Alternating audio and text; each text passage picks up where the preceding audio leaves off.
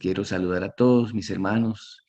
Me llama la atención desde el ramal, allí la hermana Lucila, su esposo, hermano Roberto, nuestro querido odontólogo, el doctor Daniel Figueroa, su linda familia, la hermana Gloria Carvajal, qué lindo hermana que esté con nosotros. También está nuestra hermana Rosy y mi profe, el profe Miguel. Vea usted, uno con el profe recuerda su niñez allí en el Colegio Manuel, la adolescencia. Qué lindo que estén aquí con el distrito de la Castellana. También saluda a la familia Barrero, sí, el hermano Nelson, su querida esposa, su hija, a la hermana Elguita. Ella está siempre atenta a todo lo que es espiritual. A la hermana Anatulia, mi querida hermana de Kennedy, a la manita Diana Maya, bienvenida hermana Diana, y también a la hermana Keiler, al hermano Humberto, a la hermana Audrey, a la hermana María, a la hermana Ingrid, a todos los quiero saludar en esta hora y pues pedirle al Señor que esta mañana y las que restan de los 10 días sean días inolvidables, días maravillosos, días donde podamos sentir un cambio radical en nuestra vida. Bien, con este saludo damos paso a nuestro digno tema. Vamos a cantar, hermanos, Santo Espíritu de Cristo, mora en este corazón. Más que un canto, podamos hacerlo como una oración al Señor, como un pedido, una solicitud, ¿cierto? Que podamos recibir esa persona tan linda que es la que transforma y la que capacita.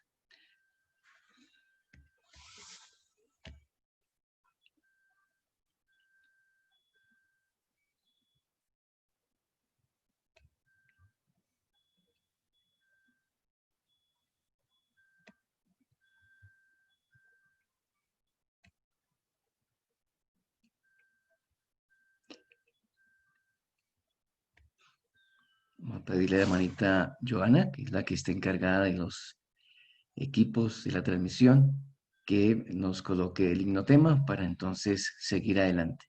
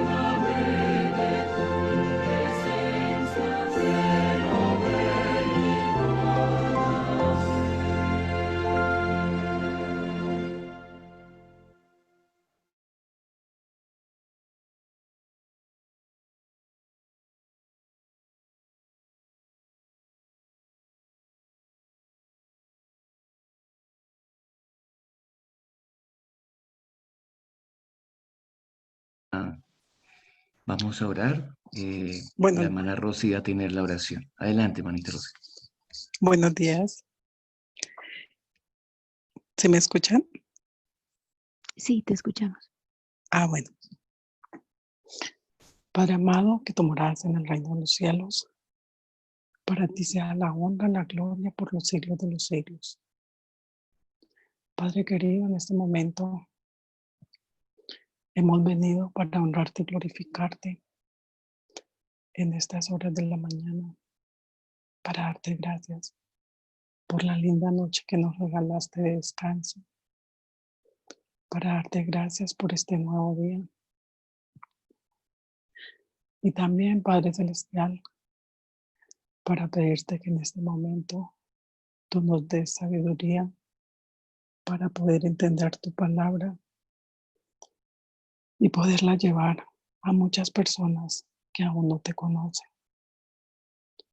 Padre Celestial, gracias porque sabemos que tú nos amas, sabemos que tú nos has cuidado hasta este momento, que tú has tenido mucha misericordia para con cada uno de nosotros. Gracias, Padre Celestial, por todas las bondades, por todos los cuidados que has tenido con cada uno. Gracias porque no ha faltado el alimento, el vestido, el techo. Tú has hecho provisión de todas estas cosas. También, Padre amado, gracias porque de lo que tú nos das hemos podido compartir también con amor. Padre amado, en este momento quiero colocar en tus brazos de amor a mi amiguita Fanny, Señor. Tú sabes cuánto necesita ella de ti.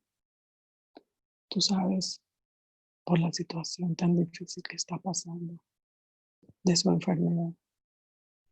La coloco en tus brazos de amor para que tú la sigas cuidando como lo has hecho hasta ahora.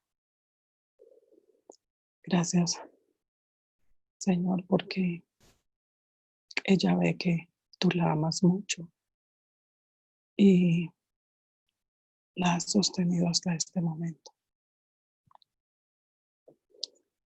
También te doy muchas gracias, Padre Celestial, porque has cuidado de mi Juanita en el hospital.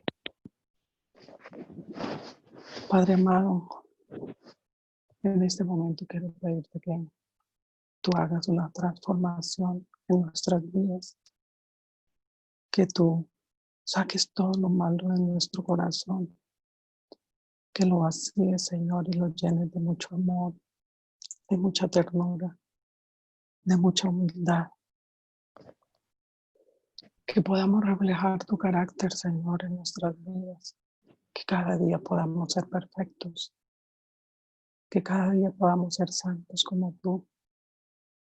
Pero, Señor, necesitamos de tu ayuda para que podamos hacer todas estas cosas mientras llegamos a casa, Señor.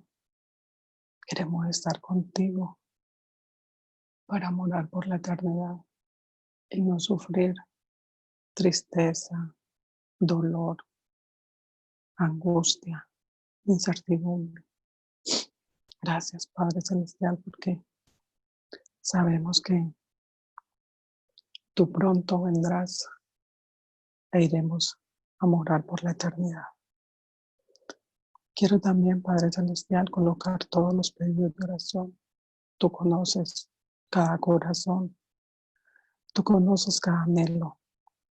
Es por eso que los quiero colocar ante tu altar para que tú derrames bendiciones y contestes cada pedido de acuerdo a tu santa y divina voluntad. Y también, Padre Celestial, para que nos ayudes a aceptar tu voluntad en nuestras vidas. Gracias por todas las bondades, por todo tu amor. Ahora quiero colocar al pastor en tus manos para que tú seas quien dirijas, tú seas el que le dé sabiduría y que todo lo que nos va a enseñar en este momento lo podamos grabar en nuestras mentes. En los méritos de su amado Hijo Jesús. Amén.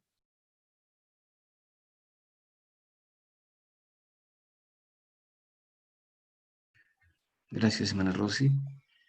Bien, hoy es nuestro séptimo día de los 10 que tienen que ver con esta experiencia de los 10 días del aposento alto. Hoy el pastor va a tocar otro tópico importante, así que esperamos, hermanos, ser reconfortados, orientados por la palabra del Señor. Buenos días, Pastor Ariza. El Señor le bendiga y lo use en esta mañana. El tiempo es suyo, pastor. Bien. Muy buenos días, Pastor Osa. ¿Cómo está?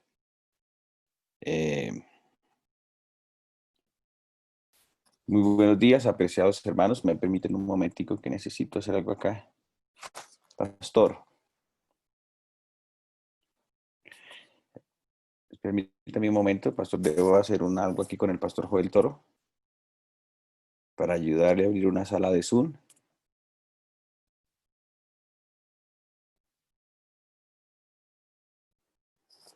Tener el sábado una vigilia. Nuestra querida hermana Audrey va a estar organizando o está organizando junto con nuestra hermana Marta Paola, hacer una experiencia bonita. Vamos a estar desde las 3 de la tarde a las 6 y estamos dejando en ustedes ya de manera voluntaria, ¿cierto? Queremos motivarles para que ese día, quien desee conmigo tener una experiencia de ayuno y oración. Así que los que contemplen la idea, les guste, pueden hacerlo de manera voluntaria. Hace unos años atrás, una hermana me abordó y me dijo, pastor, ella venía de una iglesia, de una denominación distinta a la adventista. Y me decía, pastor, es que en la iglesia adventista no hacen ayuno y vigilia. Y yo le dije, sí, hermana, claro que sí. Sí, porque de la iglesia donde yo vengo, sí, eso todos los días ayunamos y todos los días estamos en vigilia. Ella venía con ese hábito y pensó que pues en la iglesia adventista no lo conseguía. Pero hermanos, qué linda experiencia vivir este sábado de vigilia y de ayuno. Así que los que quieran pueden acompañarme en esta experiencia linda, que fue la misma experiencia que tuvieron los discípulos en el aposento alto. Bien, pastor, Listo, entonces Pastor. adelante en el tema de Qué hoy. pena Es que le presté una sala Zoom al Pastor Joel y tenía que hacerlo faltando 10 para las 5 y se me había olvidado. Y donde no me escribo ahorita, no alcanzo a hacerlo. Así que, bueno, hermano, ya estamos acá nuevamente. Quiero comentarles algo. Ayer el pastor Osa me envió un mensaje de alguien que está interesado en saber un poco más de la oración. Yo quiero recomendarles un libro que para mí realmente fue fundamental y fue clave para crecer en todo mi proceso de la oración. Y es el libro precisamente de la oración de la hermana Elena de White. Ese libro ustedes lo pueden conseguir digital, incluso también lo pueden conseguir físico. Yo cuando estuve en el distrito de Santuario, nos reuníamos todos los jueves a las 11 de la mañana con un grupo de hermanos a orar y tuvimos la oportunidad de leerlo allí. Y ahí encontré pues todo lo que ayer les comenté. Y ahorita nuevamente arranqué a leerlo. En ese tiempo lo tenía físico, pero lo presté y no me lo regresaron y ahí tenía todo marcado. Pero ahorita lo empecé a leer nuevamente digital. Entonces usted lo puede conseguir en una aplicación que se llama Elena de White para descargar en los celulares y ahí están todos los libros de Elena de White en español. O también lo puede conseguir en PDF y también está en la librería. Ahí están, ese libro es una recopilación de todo lo que Elena de White habló de la oración y va a ser de muchísima bendición para ustedes. Y lo otro que yo he hecho es estudiar desde el original, hacerle un análisis desde el original y más profundo al versículo 1 del libro de Lucas, que ayer les compartí, donde hay esos 3 elementos, donde uno examina lo que es el verbo como tal, como lo presenta Lucas, donde dice que Jesús estaba hablando. Cuando uno va al griego y mira ese verbo para que digamos, ese verbo se aplique. Recuerden ustedes que todos los verbos indican una acción. Entonces, si usted dice que está orando, es porque está hablando con Dios y tiene que haber un intercambio de mensajes. Mensajes van, mensajes vienen. De lo contrario, pues no hemos logrado entrar al trono de la gracia. Pero quienes estén interesados, pues sería una bendición poder tener este extracto de los textos y el resumen de la hermana Elena de Huay de la oración, y nos va a ayudar. De verdad que esto cambia nuestra experiencia de la oración. Yo lo leí, cuando lo leí, tuve que replantear muchas cosas en mi vida de oración. Bien, vamos a avanzar hoy con el día 7. Una humildad que se sacrifica. Recuerden, este material que estamos estudiando durante estas mañanas también es el resumen de un libro que se llama 10 días en el aposento alto. Lo podemos encontrar también en PDF por Google, el pastor Osa lo tiene.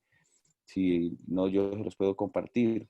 Este libro fue escrito por el pastor Mark Finley y todo el sustento de este libro está en la Biblia y el Espíritu de Profecía. Él solo hace comentarios muy cortos, pero él casi todo lo sustenta es con la Biblia y el Espíritu de Profecía. Es bien interesante. Y como les mencioné estos días, el pastor Mark Finley es quien también escribió la guía de estudio para la escuela sabática que estamos estudiando esta semana. Y es bien interesante leerlo en su totalidad. Yo pues he seleccionado algunos párrafos, pero es interesante pues leerlo en todo su conjunto y está también disponible para quien lo desee tener. Dice así: una humildad que se sacrifica. Las actitudes de los discípulos antes del Pentecostés fueron dramáticamente diferentes de sus actitudes después del Pentecostés. 10 días en el aposento alto produjeron una diferencia marcada. El Evangelio de Lucas menciona que poco antes de la muerte de Jesús hubo también entre ellos una disputa sobre quién de ellos sería el mayor. Esa fue una constante, ¿saben?, entre los discípulos. Cuando uno mira los evangelios, fue una constante. Había muchísima discusión. Y cada uno quería sacar lo mejor de estar allí al lado de Jesús. Recuerden que Judas, que no fue llamado por el Señor, sino él se autonombró y era el hombre que tenía más conocimientos financieros. Él se encargó de la tesorería y él mismo sustraía dinero de allí. Así que cada uno de los discípulos, aunque habían dejado cosas por el Señor, cada quien quería sacar lo mejor de la iglesia. Cada uno quería sacar lo mejor de estar al lado de Jesús.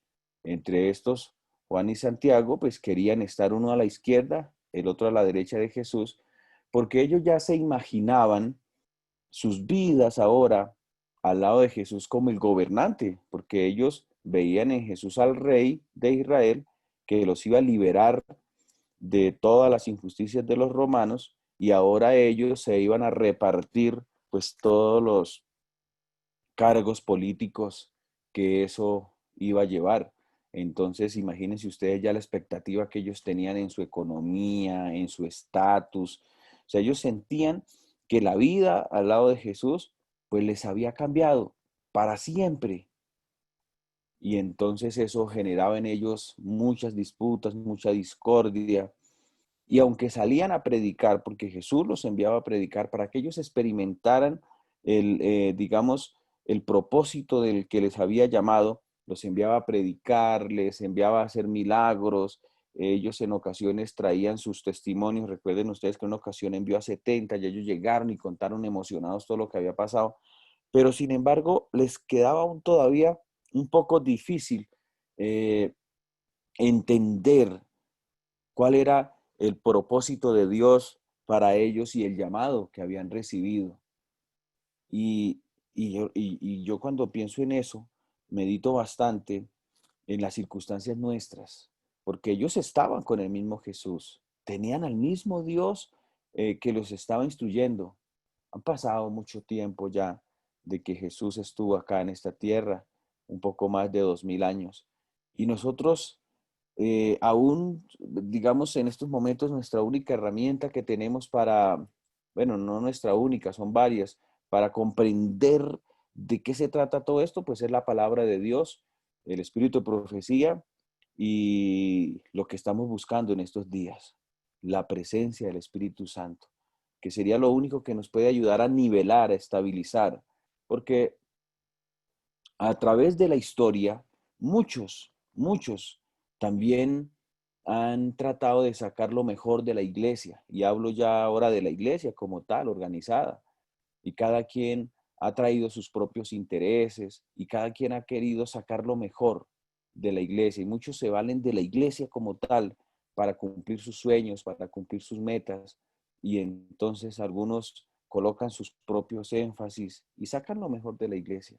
Pero saben, hermanos, miren, debemos siempre tener en mente, siempre tener presente que esta iglesia es la iglesia del Señor y tiene un propósito, y el único propósito es que la iglesia sea el instrumento para que muchas personas conozcan del amor de Cristo Jesús.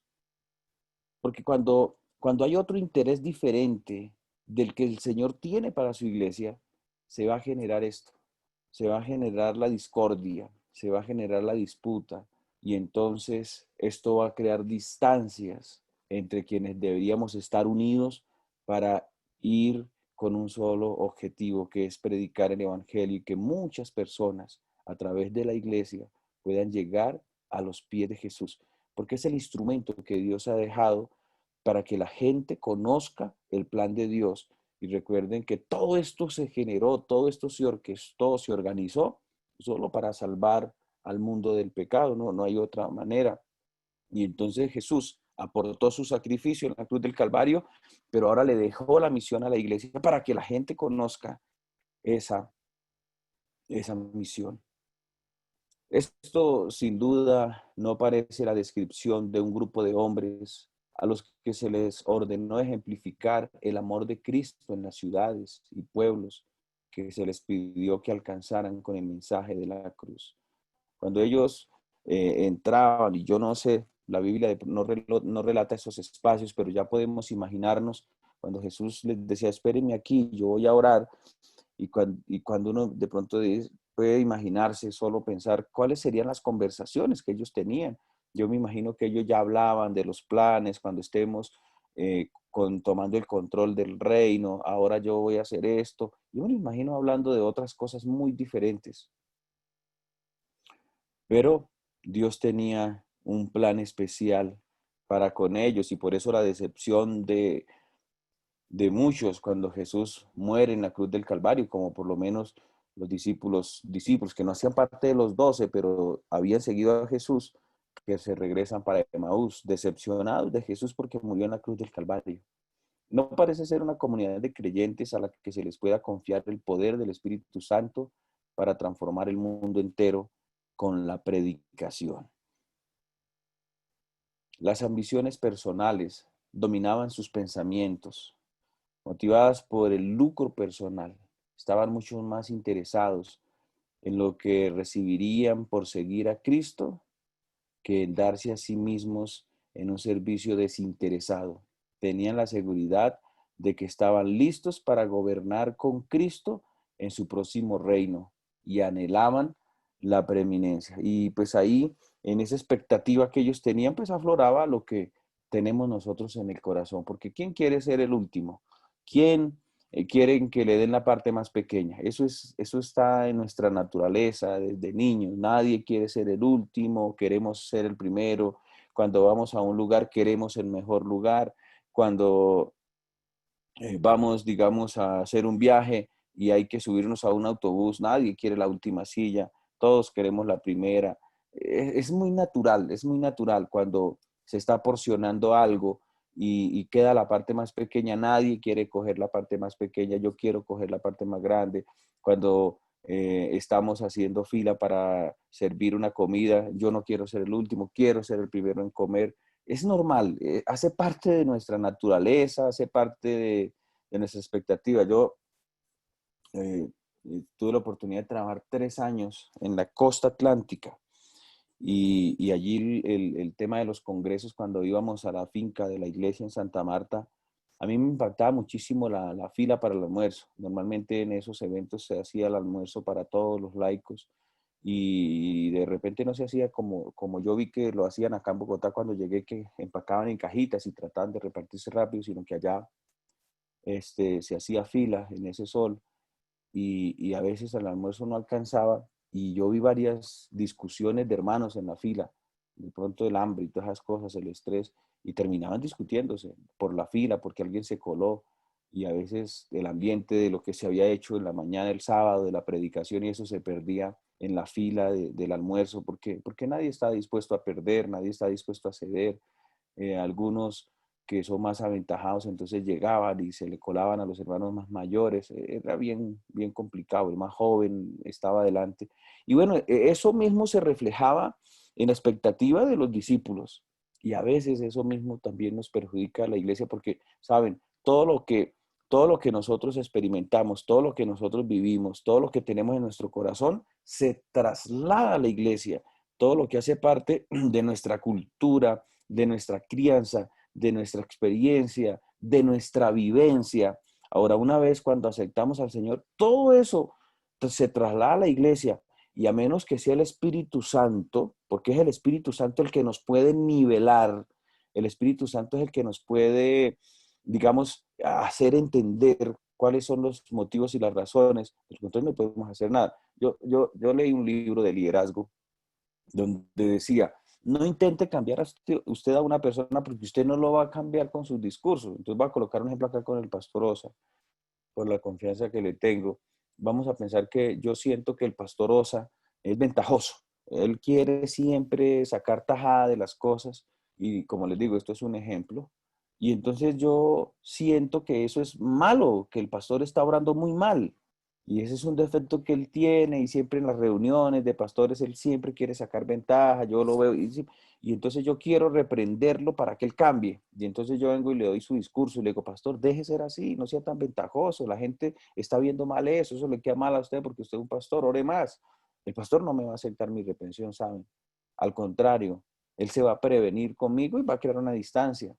¿Qué tengo yo que hacer para que el pastor pueda, y quizás mi mejor ayuda para él, colocarlo en oración? Porque el único que lo puede ayudar a sacar de eso es el Espíritu Santo. Pero nosotros a veces queremos ser la voz de conciencia de otros y saben que nosotros no somos los que podemos hacer el cambio en una persona. Quien puede hacer el cambio en una persona es el Espíritu Santo, el Espíritu de Dios. ¿Qué puedo hacer yo para ayudar a una persona que de repente tiene su comportamiento inadecuado? Colocarlo en oración, ¿sí? Colocarlo en oración para que sea el Espíritu Santo.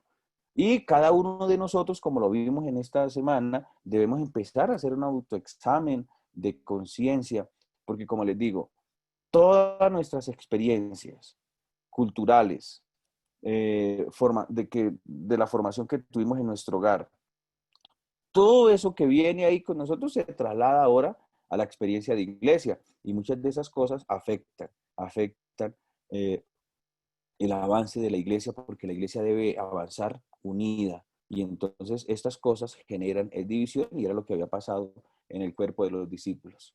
La seguridad de Pedro desbordaba cuando se atrevió a decir que estaba dispuesto a ir no solo a la cárcel, sino también a la muerte. Lucas 22, 23, 33. De hecho, Según el Evangelio de Mateo, todos los discípulos expresaron esta misma actitud arrogante y segura de sí. Recuerden ustedes a Pedro, cuando Pedro dijo, no, no, yo no solo te sigo, sino que muero contigo. O sea, ese grupo de discípulos iniciales con los que empezó Jesús tenían una prepotencia, hermanos, tenían un orgullo que, mejor dicho, ellos no cabían por las calles de Jerusalén. Ellos no cabían por las calles de Jerusalén. Y yo les voy a decir algo.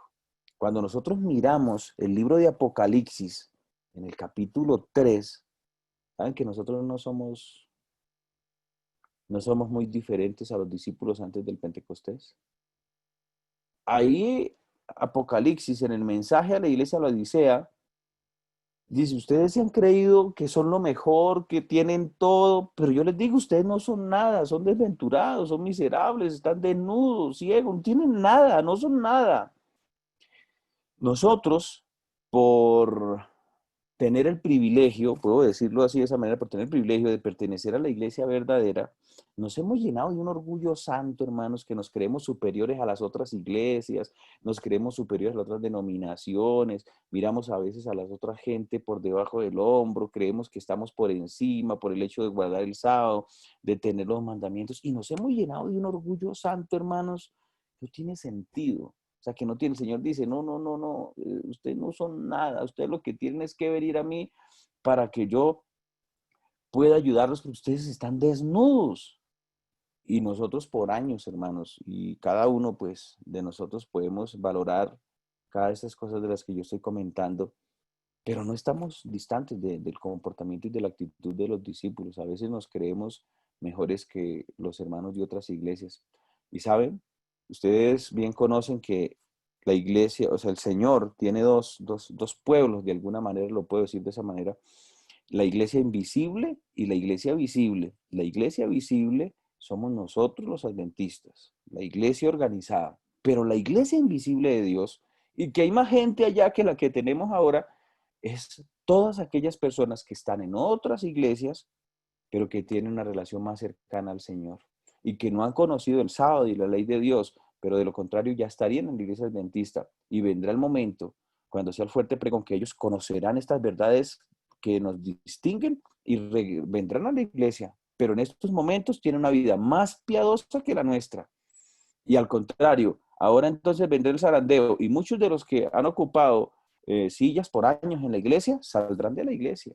Por eso, hermanos, miren, por eso les abro mi corazón, por eso mi preocupación y mi interés en esta experiencia de 10 días en el aposento alto que estamos llevando en toda la asociación. Y como les mencioné, iniciamos con nosotros los pastores. Yo, del tiempo que llevo trabajando en el ministerio, que son 14 años, nunca como pastores nos habíamos reunido a tener 10 días también de reflexión. Ustedes no se imaginan cómo nos dio tan duro todo esto. Todo esto que estamos hablando aquí también nos dio muy duro a nosotros, que somos los líderes. Y ahora lo estamos trasladando a la iglesia porque creo, hermanos, que es el momento de que nosotros de verdad le entreguemos nuestra vida al Señor. Yo he cambiado un poco mi visión pastoral desde un sermón que prediqué en santuario. Yo tuve la oportunidad de estar 4 años en santuario y fueron 4 años bien especiales donde vimos muchos milagros, pero yo tenía una visión diferente del ministerio, hermano. Yo tenía un asunto diferente por como uno a veces le presentan la iglesia o como a veces nos proyectan a nosotros los pastores muchas cosas. Entonces, eh, yo por lo menos llegaban los sábados y a mí se me acercaba el hermano que nos ayudaba a administrar la iglesia y me decía, pastor, no hay una silla. Pastor, la iglesia está a reventar, no hay una silla, ¿qué hago? Y teníamos que bajar las sillas del comedor, del lugar de comidas para que la gente se sentaran. Y eso a mí me llenaba de gozo. Yo decía, esto va bien, esto va bien. Y luego yo hablaba con el tesorero y le preguntaba, hermano, ¿cómo nos fue hoy en los diezmos? No, pastor, es increíble. Yo decía, esto está bien, esto está bien. Y un día me sentí organizar un tema, y por ahí lo tengo colgado en las redes sociales, en mi perfil de Facebook, sobre el zarandeo. Y recuerdo que ese día llevé una zaranda, hicimos toda la dinámica del zarandeo, llevamos arena con piedra, hicimos todo ese proceso. Pero cuando uno va al espíritu de profecía y va a la Biblia para mirar los porcentajes de gente que se salva en cuanto a lo que proyecta Dios, es un 30-70. 30 de lo que está ahí está bien y el 70 está prácticamente mal. Y ese día, cuando antes de presentar yo el sermón, con todo el conocimiento que había investigado del tema, tenía ese día por ahí unas 230 personas mirando, y cuando empezamos a cantar la doxología, el Señor impactó mi corazón. Yo empecé a mirar las personas, cada persona a los ojos. Gente que yo había estado con ellos por más de 3 años, que les apreciaba. Y yo empecé a mirar y decir, bueno, de toda esta gente, ¿quiénes estarán por fuera? ¿O quiénes estaremos por fuera de la gracia del Señor en este momento, según lo que presenta en el zarandeo? Y eso realmente impactó mi vida, y de ahí yo he tratado de cambiar, hermanos, y no solo tratar de salvar a los que están afuera, sino también me he enfocado en ayudar a quienes estamos aquí adentro luchando. Porque el apóstol Pablo dice, no sea que usted gane a muchos, pero al final usted quede por fuera. Entonces, hermanos, por eso esta situación, esta experiencia que estamos teniendo en el aposento alto, busca sacudir los cimientos de quienes estamos aquí adentro. No porque la iglesia de la Asociación del Alto Magdalena ahorita esté preocupada. De hecho, el pastor Osa lo sabe, la iglesia ha venido cambiando en cuanto al tema de los blancos, y se han venido eso disminuyendo, y prácticamente ya dejando para que cada quien o cada iglesia pueda decir, mire, nosotros acá podemos evangelizar tantas personas. Hemos tratado de ir avanzando en esa parte ya. Pero aquí lo que tenemos que entender es que también tenemos que dedicarle tiempo y hacer evangelismo a veces adentro, porque cuando nosotros vemos la experiencia de la oveja perdida, de la moneda perdida, del hijo pródigo, pues ahí también incluye los que están dentro de la iglesia, pero están perdidos dentro de la iglesia y no lo saben. Entonces, hermanos, todo esto que toca las fibras de nuestro corazón debe ayudarnos. Y miren, ¿saben? Yo en las semanas que he avanzado con los distritos donde he tenido la oportunidad de estar los 10 días, no es fácil abordar algunos temas, porque alguien se puede sentir, alguien puede decir, no, pero aquí vinieron fue a... Y por lo menos cuando lo hicimos con los pastores fue igual. Habían días que se sentía que la cosa, aquí nos están, pero yo le decía a los pastores, porque yo fui el que organicé todo esto. Yo les decía, no vayan a sentir que aquí los estamos, porque estamos siguiendo un formato. Dios puso este material, y lo único que estamos es, ninguno ha estado inventando de pronto o está sacando lo que tiene en su corazón para herir, sino estamos siguiendo un formato. Hay unas diapositivas, hay un contenido que ya está listo, está diseñado, ¿no? Aquí nadie vino a esto, solo estamos tratando de seguir el formato. Y eso es lo que hemos estado haciendo en todos los distritos, hermanos. Y esto va a traer bendiciones a la iglesia. Yo tengo la fe, la seguridad, hermanos, que el Espíritu Santo va a hacer algo especial en nuestra vida. Esa es una promesa para su iglesia, y la iglesia debe prepararse. Y entonces, cuando nosotros dejemos que todo eso que está en nuestro corazón, que impide que esto avance, entonces ahora el Espíritu descenderá para nosotros. El Pentecostés cambió totalmente las cosas. Durante los 10 días en el aposento alto, los discípulos examinaron cuidadosamente su corazón, comprendieron su debilidad y rogaron por fuerzas. Se dieron cuenta de sus fragilidades, que buscaron el poder perdurable de Jesús. Reconocieron su egoísmo, rogaron por el espíritu humilde y desinteresado de Jesús. Al describir la experiencia de ellos, Elena de White declara: mientras los discípulos esperaban el cumplimiento de la promesa, humillaron sus corazones con verdadero arrepentimiento y confesaron su incredulidad al recordar las palabras de Cristo les había hablado antes de su muerte. Entendieron más plenamente su significado. Fueron traídos de nuevo a su memoria verdades que habían olvidado, y las repetían unos a otros. Se reprocharon a sí mismos el haber comprendido tan mal al Salvador. Cuando en procesión pasó delante de ellos una escena tras otra de su maravillosa vida. Cuando meditaban en su vida pura y santa, sentían que no habían trabajado demasiado duro ni sacrificio demasiado grande, si tan solo pudiesen ellos atestiguar con su vida la belleza del carácter de Cristo. O si tan solo pudieran vivir de nuevo los 3 años pasados, pensaban ellos, de cuán diferente modo procederían. Hechos de los Apóstoles, página 29. Saben que esos 10 días para ellos fueron muy, muy significativos y empezaron a meditar, bueno, miren nuestras actitudes, miren nuestra forma de pensar, si eso no era lo que Cristo quería en nuestra vida, si tan solo pudiésemos vivir estos 3 años. Saben, yo no sé cuántos años lleve usted en la iglesia, pero ya la oportunidad que usted ha tenido de estar en la iglesia ya no se puede regresar. Ya lo que pasó, pasó, lo que vivió, vivió y lo que hizo, hizo. Ahora tenemos que empezar un camino nuevo. Tenemos que empezar una hoja nueva, una página nueva en la experiencia de nuestra iglesia. Y espero que esta página nueva que podamos escribir a partir del sábado que se terminan estos 10 días del aposento alto, sea una página donde se pueda decir, vea, el hermano fulano de tal pudo hacer un ministerio lleno del Espíritu Santo y era un hombre de Dios en todo el sentido de la palabra. Y eso es lo que Dios espera de nosotros, que nuestras actitudes, que nuestro pensamiento estén por encima de nuestras emociones, que siempre estén marcadas por el pensamiento, por el deseo, por el anhelo de Cristo, por el ejemplo de Cristo. Y eso está por encima de nuestras propias pasiones. Consideramos a Jesús el Salvador, entonces vamos a mirar el ejemplo mayor de Jesús en el tema que estamos tocando hoy, que es la humildad. Consideremos a Jesús. El Salvador dejó las glorias del cielo para venir a este mundo pecaminoso. Dejó la compañía del Padre, la adoración de los ángeles y el culto de los seres celestiales. El apóstol Pablo describe la experiencia de Jesús con estas palabras.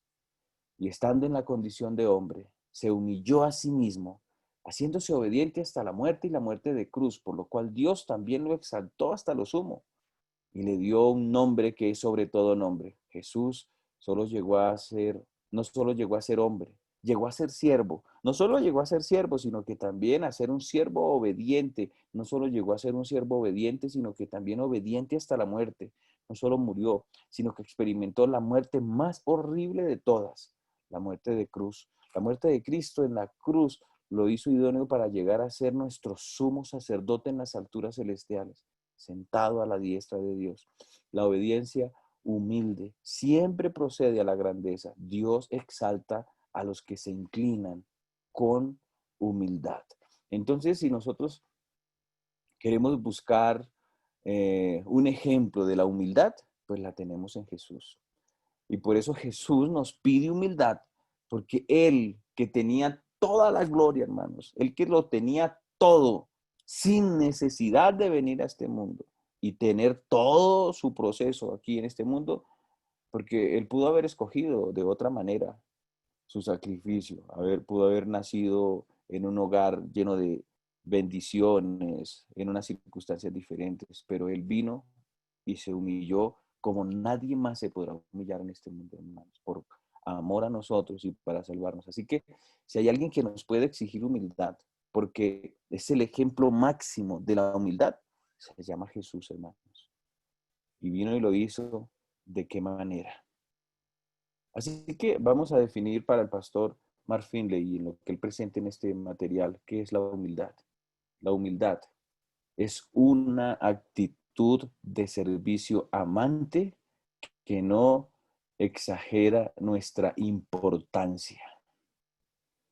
Está constantemente preocupado por las necesidades de los demás.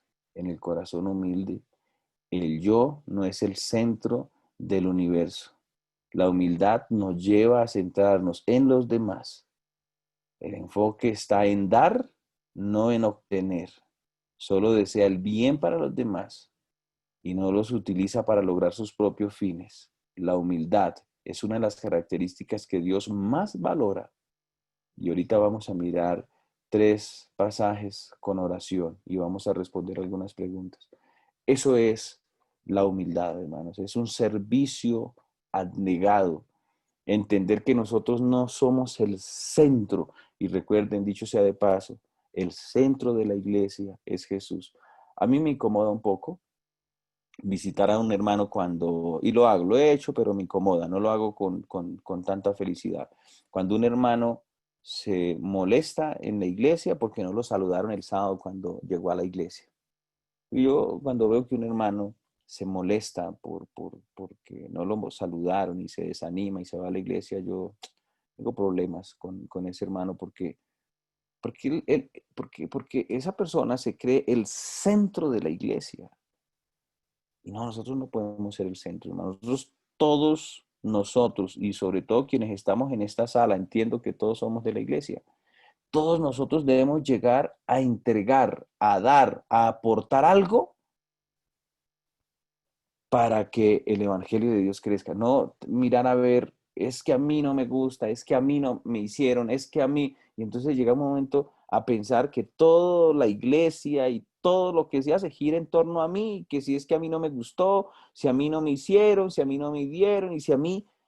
Eso no tiene sentido, ¿saben? Entonces tenemos que tratar de ubicarnos y entender cuál es el propósito. Y entonces aquí está diciendo el pastor Marfine que el concepto de la humildad nos ayuda a centrarnos en los demás.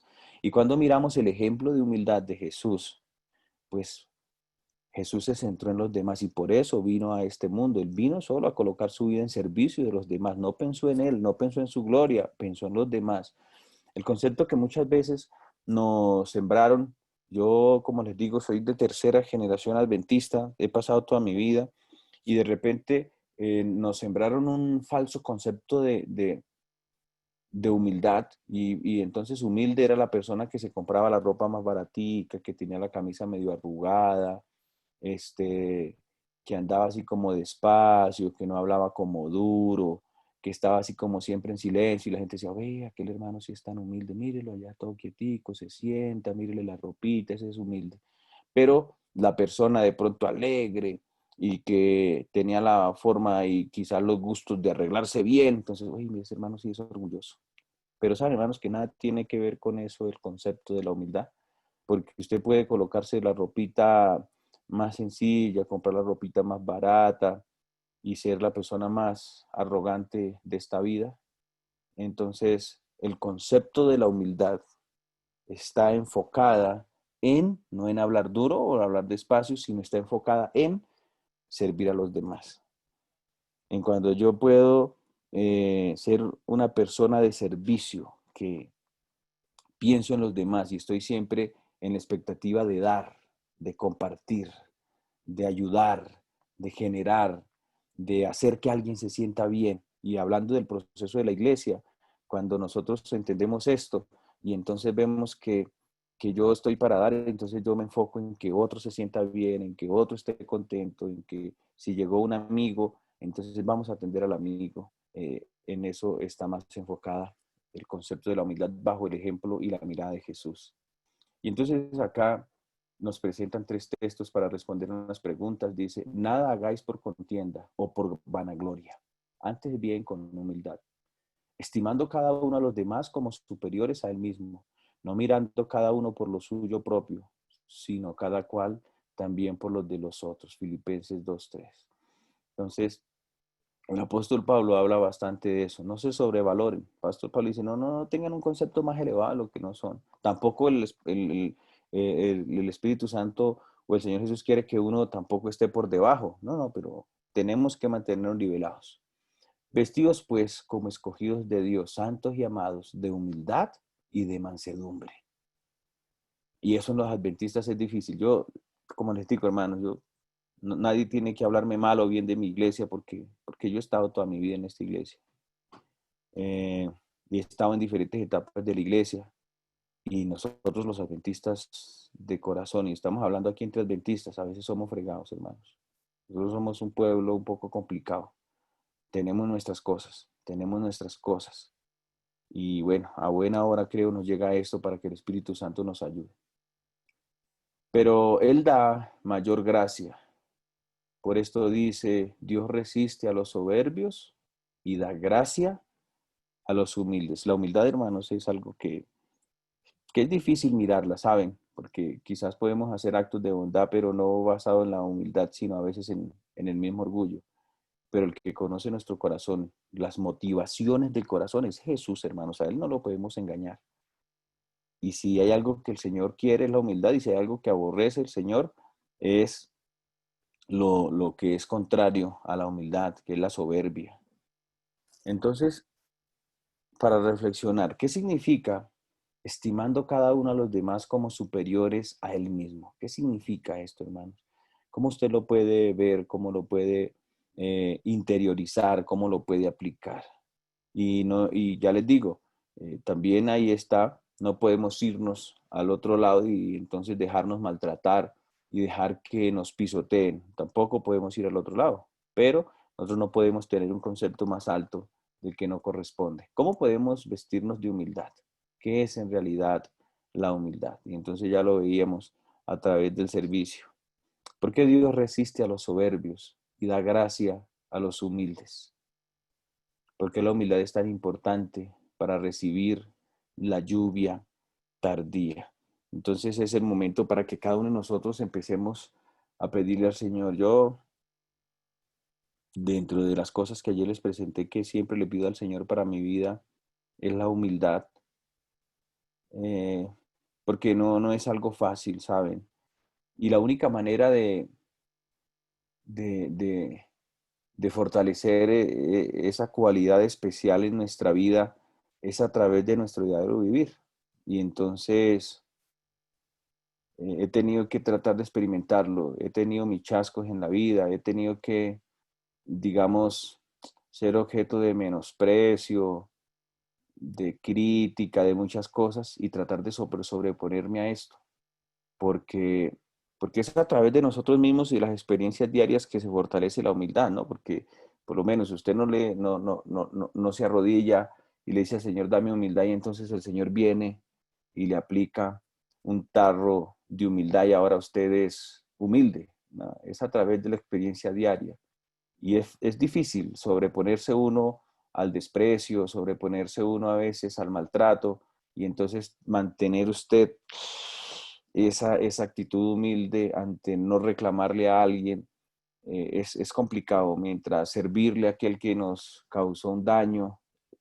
Es la parte difícil, pero ahí es donde empieza a fortalecerse nuestro carácter, hermanos. Es ahí donde Dios empieza a trabajar. Entonces, pues cada uno de nosotros debemos hacer ese autoexamen, cada uno de nosotros sabemos cuánto necesitamos del Señor, cuánto es difícil para nosotros ver estas realidades, pero pues cada uno de nosotros coloquemos esta parte de nuestra vida en las manos del Señor. Y lo que debemos tener claro es que Dios desea que su pueblo, su iglesia, reciba esa marca de humildad basada en el ejemplo que Jesús nos dio a todos nosotros. Durante los próximos días, pídale a Dios que le dé un espíritu humilde, implórele que le quite todo el orgullo de su corazón, procure tener una mente llena de deseo de servir a los demás, dale permiso a Dios para que quite todo el egoísmo y la codicia del corazón. El Espíritu Santo puede revelar el orgullo, la ambición personal, un espíritu competitivo o el deseo de preeminencia. Si Él lo hace, ábrale su corazón al poder purificador de Jesús y recuerde que Dios nos humilla antes de llenarnos. Con frecuencia nos humilla antes de exaltarnos. Entonces, pues es un llamado del Señor, es una invitación del Señor, no son mis palabras, es la experiencia de Dios para nuestras vidas. No es fácil, ¿saben? Reconocer el orgullo en nuestro corazón, no es fácil. Esto pues toca las fibras de nuestro corazón, pero sin embargo sienta usted en esta mañana que es un llamado de parte del Señor, porque Él lo que quiere es morar en nuestro corazón, hermanos. Él quiere purificar su iglesia, quiere limpiarnos, y si este es el momento para que Dios nos utilice y nos ayude. Que Dios nos guarde, hermanos, Dios nos bendiga, Dios nos ayude a tener una experiencia espiritual con Él. Cada uno de nosotros, pues, hagamos la reflexión necesaria, tomemos las medidas necesarias y confiemos en la gracia redentora del Señor Jesús, que es la que está dispuesta. Y por eso el Señor permite estas cosas, para que las reflexionemos. Dios les bendiga, Dios les guarde. Y pues, pastor, cierre este momento entonces, Pastor Oso. Gracias, pastor. Damos gracias al Señor por permitirnos ser orientados en este aspecto, ser vaciados de nuestra suficiencia propia, de nuestro orgullo, ser humildes, ¿sí o no? Para que el Señor así nos pueda exaltar. Hay un pensamiento que está aquí en el libro que dice, los corazones humildes son corazones que Dios puede llenar con su Espíritu Santo. Dice luego, son corazones dispuestos a recibir la bendición más abundante de Dios. Pienso que nuestro ejemplo, nuestro modelo, Cristo Jesús, es la persona a quien nosotros debemos mirar, observar detenidamente, ¿sí? Para ver en el que Él es el ejemplo vivo de la humildad. Vamos, hermanos, entonces a concluir cantando este himno lindo, Santo Espíritu de Cristo, mora en este corazón. Vamos a cantarlo y a la vez vamos a reflexionar sobre la letra de este himno, que es una oración.